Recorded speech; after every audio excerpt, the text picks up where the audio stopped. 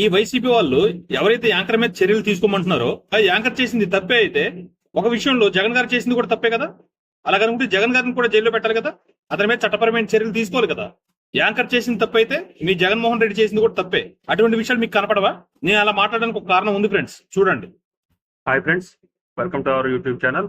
2 రోజుల నుంచి కిరణ్ కుమార్ అనే వ్యక్తి వైఎస్ భారతిరెడ్డి గారిని, వైఎస్ జగన్ గారిని విమర్శించారని చెప్పేసి వైఎస్ఆర్సీపీ సోషల్ మీడియాలో విపరీతంగా ట్రోలింగ్ చేస్తున్నారు, అన్ని చేస్తున్నారు. యాక్చువల్గా చెప్పాలంటే ఆ కిరణ్ కుమార్ అన్న మాటలు చాలా జుగుప్సాకరం, విచారకరం కూడా. అసలు అలా మాట్లాడి ఉండకూడదు. మనం మనుషులుగా పుట్టినందుకు ఒకరినొకళ్ళు గౌరవించుకోవాలి. ఇటువంటి సూటిపోటి మాటలు మాట్లాడి మనం మనుషులు అని చెప్పేసి మన స్థాయి మనం తగ్గించుకోకూడదు. ఈ కిరణ్ అనే వ్యక్తి ఇంతకు ముందు కూడా అలాగే మాట్లాడాడు. అప్పుడు ఏం యాక్షన్ తీసుకోలేదు కదా, మనం ఏం మాట్లాడిన చెల్లుబాటు అవుతుంది అని చెప్పేసి ఏదో మాట్లాడి ఉండొచ్చు. ఎనీహౌ ఇతను మాట్లాడిన మాటలు మటుకు చాలా విచారకరం, అభ్యంతరకరం. ఇటువంటి వారిని కఠినంగా శిక్షించాలి. భవిష్యత్తులో ఇటువంటివి ఇంకా జరగకుండా పోలీసు వారు తగు చర్యలు తీసుకోవాలి. అలాగే గవర్నమెంట్ కూడా తగు చర్యలు తీసుకోవాలి. అలా తీసుకుంటుంది కూడా. గత 5 సంవత్సరాల పరిపాలనలో ఎవరు ఇలాంటి దూషణలు చేసినా కూడా వాళ్ళ మీద ఏమీ యాక్షన్ తీసుకున్నట్టు ఎక్కడా కూడా లేదు. ఇప్పుడున్న ప్రభుత్వం మట్టుకి సొంత కార్యకర్తలైనా కానీ ఇటువంటి అభ్యంతరకర వ్యాఖ్యలు చేస్తే యాక్షన్ తీసుకుంటుంది. ఇది చాలా ఆనందదాయకం. చర్యలు తీసుకున్నా కూడా కొంతమంది వైసీపీ వాళ్ళు వాళ్ళ కార్యకర్తల్ని రెచ్చగొట్టాలి అని చెప్పేసి శతవిధాల ప్రయత్నాలు చేస్తున్నారు. ఇది తప్పు. మీ నాయకుడిని వాళ్ళ కుటుంబ సభ్యుల గురించి మాట్లాడితే మీరు ఏ విధంగా అయితే ఖండించారో, అధికారంలో ఉన్న పార్టీ అలా మాట్లాడిన వారి మీద చర్యలు తీసుకున్నప్పుడు మీరు హర్షించాలి కూడా. కానీ చర్యలు తీసుకుంది కేవలం ఒక ప్లాన్ ప్రకారం ఏదో చేస్తున్నారు అని చెప్పేసి చాలా విపరీతంగా ట్రోల్ చేస్తున్నారు. దాంట్లో ముఖ్యంగా నగేష్ గంగుల అని చెప్పేసి వైసీపీ కార్యకర్త అంటే పిచ్చి, వైసీపీ అంటే పిచ్చి అభిమాని. ఆ ఫేస్ ఫీలింగ్స్ పెట్టి ఏ విధంగా మాట్లాడుతుందంటే ఒకసారి చూడండి మీరే. వైఎస్ఆర్సీపీ సోషల్ మీడియా సైనికులు కూడా వాడిని టార్గెట్ చేశారు కానీ వీడిని టార్గెట్ చేయలే. నిజానికి మాట్లాడించింది వీడు ఛానల్లో కూర్చోబెట్టి అంత ఎదవలా మాట్లాడుతుంటే తప్పు, అలా మాట్లాడకూడదు, అది మీరు మాట్లాడుతున్నది కరెక్ట్ కాదు అని చెప్పాల్సింది వీడు. వీడు చిరునవ్వులు చిందిస్తూ నవ్వుతూ మరి వాడి చేత మాట్లాడించాడు. వాడిని స్టూడియోకి ఇన్వైట్ చేసింది ఎవడు? వీడే కదా. మరి వీడిని ఎందుకు వదిలేశారు? ఖచ్చితంగా ఇలాంటి వాళ్ళకి కూడా బుద్ధి చెప్పాలి కదా. వాడు మాట్లాడుతుండేటప్పుడు బాధ్యత గల యాంకర్ గా, ఒక ఛానల్ ని నడుపుతున్న వ్యక్తిగా, ఛానల్ కి మధ్యలో వచ్చిన వాడికి మధ్యలో అనుసంధానకర్తగా ఉండాల్సిన వీడు ఏం మాట్లాడాలి, ఏం మాట్లాడించకూడదో తెలియదు. చూసారు కదా ఫ్రెండ్స్, సరే మాట్లాడాడు, దాన్ని ఖండించింది వదిలేసి యాంకర్ మీద పడ్డాడు. ఇటువంటి వాడిని కూడా టార్గెట్ చేయండి అని. చిన్న సోషల్ మీడియా ప్లాట్ఫామ్, ఏదో చిన్న ఛానల్, ఏదో వ్యూస్ కోసం మాట్లాడుతున్నారు. ఈ మధ్య యూట్యూబర్స్ చాలా మంది చేస్తున్న పని ఇదే. ఏదో అభ్యంతరకర వ్యాఖ్యలు లేదంటే ఎవరినో తిట్టేసామో అని చెప్పేసి యూట్యూబ్ లో పోస్ట్ చేసి వ్యూస్ కోసం మాట్లాడుతున్నారు. దానికి యాంకర్ ఎవరైతే ఉన్నారో యాంకర్ ని వదిలిపెట్టేశారు. మేమేంటో చూపిస్తాం, కార్యకర్తలు అసలు ఇటువంటి వాడిని వదలకూడదు అని చెప్పేసి రెచ్చగొట్టాలని చూస్తున్నాడు. సరే, ఈ యాంకర్ మీద యాక్షన్ తీసుకుందాం అనుకున్నాం. మీకు ఇంకో వీడియో చూపిస్తాను, ఒకసారి ఈ వీడియో కూడా చూడండి, తర్వాత మాట్లాడుకుందాం. పిచ్చి కుక్క ఎవడాడు? పవన్ కళ్యాణ్ అనేవాడు పిచ్చి కుక్క. ఏమయ్యా పవన్ కళ్యాణ్, పెళ్ళాన్ని మార్చడం కాదు, నువ్వు పెళ్ళాన్ని మార్చడం కాదు, పెళ్ళాన్ని మారుస్తావు, పార్టీలు మారుస్తావు. మార్చడం అనేది ఈ పవన్ కళ్యాణ్ కి వెన్నతో పెట్టిన విద్య.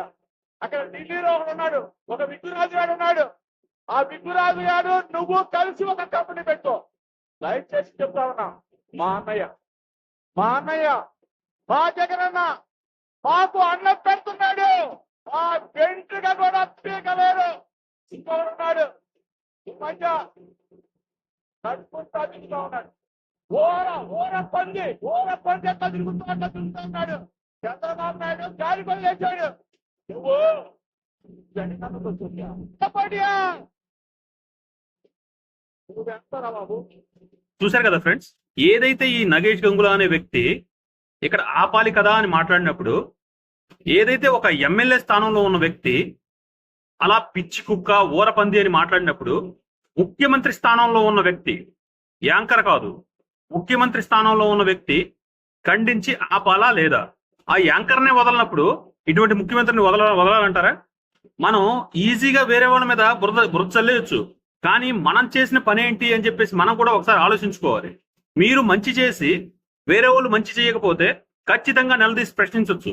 అసలు ఇటువంటి విష ప్రచారానికి, ఇటువంటి మాట్లాడటానికి బీజం వేసిందే మీరు. అది ఇప్పుడు తిరిగి మీ దగ్గరికి వస్తుంది కాబట్టి మీకు ఆ నొప్పి తెలుస్తుంది. అంటే నేను మాట్లాడుతుంది ఇటువంటివి కరెక్ట్ అని చెప్పేసి నేను మాట్లాడలేదు.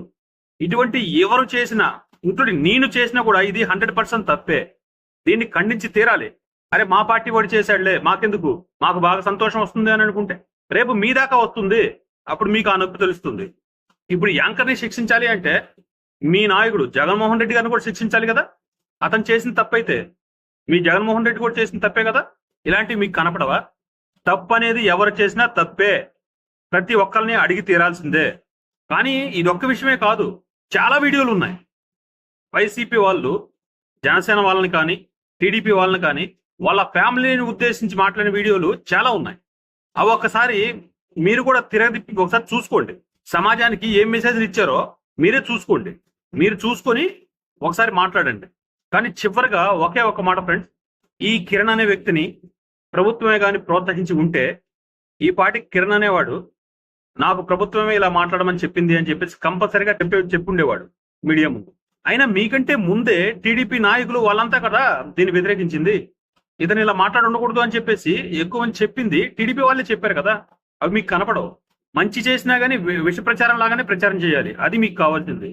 అలాగే ప్రభుత్వంలో ఉన్న చంద్రబాబు నాయుడు గారు, లోకేష్ బాబు గారు, పవన్ కళ్యాణ్ గారికి కూడా నేను అభ్యర్థిస్తున్నాను, ఈ కిరణ్ అనే ఒక వ్యక్తి కాదు, ఇలాగా సోషల్ మీడియా ప్లాట్ఫామ్ లో ఎవరెవరి మీద కుటుంబ సభ్యుల మీద అయితే ఇలాంటి దాడులు జరుగుతున్నాయో ప్రతి ఒక్కరి మీద చర్యలు తీసుకోవాలి. అలాంటి చర్యలు తీసుకున్నప్పుడే ప్రతి ఒక్కరికి బుద్ధి వస్తుంది. అమ్మో మనం ఇలా మాట్లాడితే ఖచ్చితంగా మనకు భవిష్యత్తులో ఖచ్చితంగా శిక్ష పడుతుంది అనే విధంగా మీరు శిక్షల్ని ఖరారు చేయాలి. అప్పుడే మీ ప్రభుత్వం మీద నమ్మకం కలుగుతుంది.